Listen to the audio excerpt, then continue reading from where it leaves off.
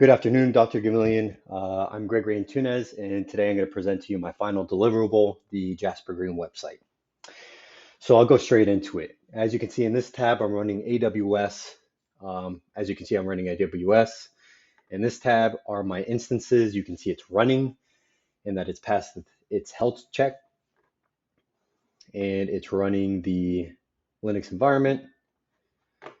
And if we go over to settings, I'll be able to show you that this is where I installed the script. Like you'd mentioned, it does the same thing as before, but more efficiently, and it basically gives us permissions to install the plugins that we needed, and also our themes, and then it allowed us to install the LAMP stack to be able to host our website on WordPress. Moving over, this is where I chose my theme.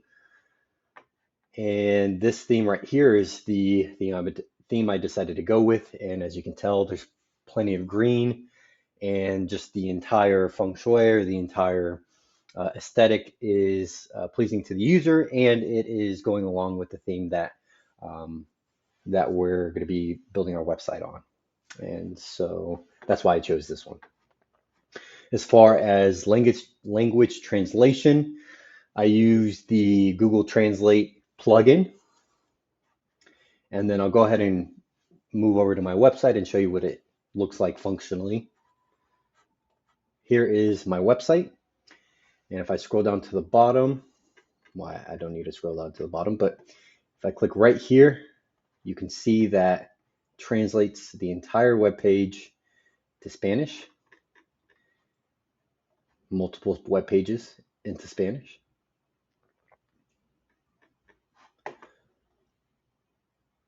Go back to English. I'll go back to my home page, and I'll show you at the very bottom is where we have some testimonials of customers that were happy with our service, and I think it's easily accessible for any user of the website to see. Next, I'm going to show you how customers can go ahead and schedule a quotation or consultation with our business. If we go over to the contact page, as you can see right here, it mentions schedule an appointment with us, and I have an embedded link to schedule a consultation. And I decided to use Calendly for this scheduling.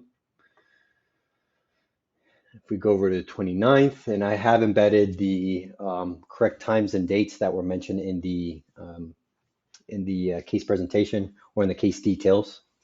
So for example, if we go over to the 29th and choose the 9 o'clock slot, I'll click confirm, excuse me. As you can see here, there's an opportunity for the guest to put in a referral link or the name of someone that they may know for a $50 account credit. If we enter the details right here, schedule the event. All right, as you can see, no credit cards required, and I will get out of this page now. And I'll go back into it just to show that that slot is missing, 29th, and we no longer see that 9 o'clock slot. We just see the 9:30. So we know that it is blocked off now. And lastly, I want to go ahead and show you that we can make payments on this website as well. And there's two different ways. As you can see right here, decided to embed a QR code that will lead to the payment processing gateway. And the other way that customers could make a payment is right here on this button. It should open another tab and take them directly to Stripe, and that they can make a payment. And I'll go ahead and show you that right now.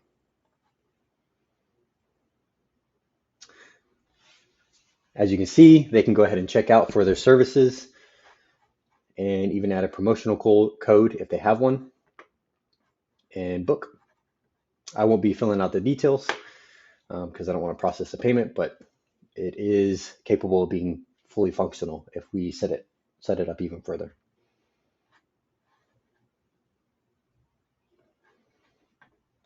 So I'll go back and show you a couple of the web pages, and as you saw, our home, here's a short excerpt of some of the services we provide.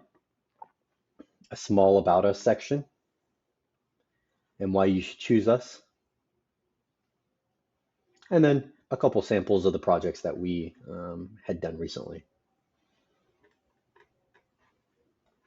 Here's an expanded page of the About Us with some graphics and an excerpt talking about our equipment that we use and how we're different.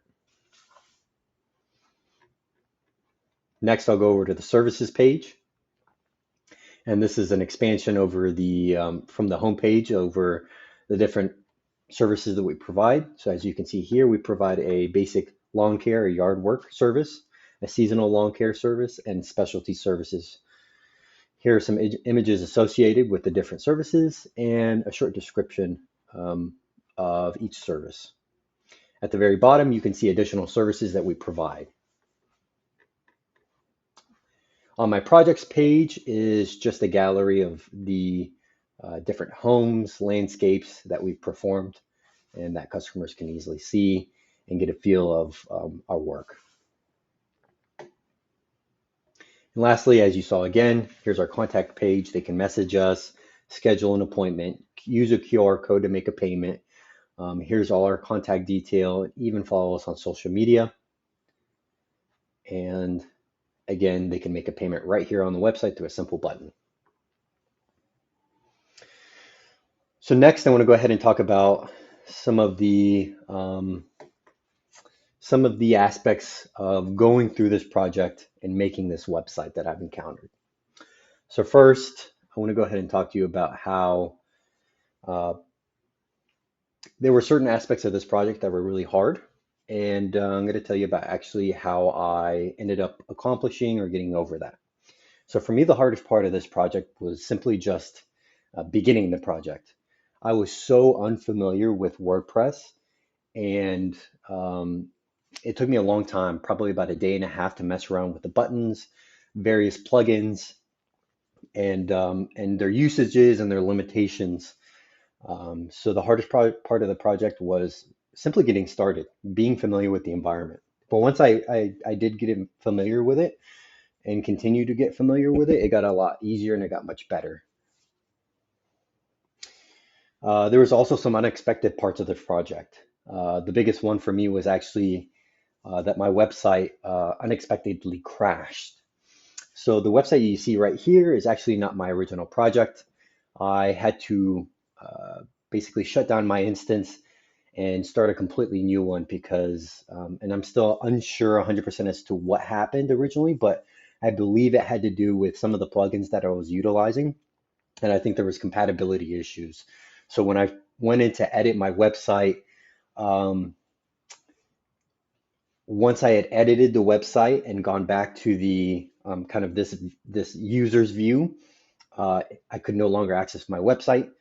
So very difficult, but I decided to roll with the punches and just start all over. And I think it was actually a blessing in disguise because I much prefer this website over the first website that I built.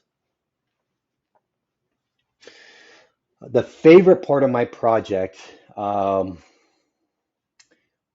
oddly, was being able to utilize Stripe and Calendly, being able to embed those two into my website because I've seen many people use them before, whether it's a business or an individual person utilizing Stripe and Calendly. I see it everywhere, so I know it's common ground.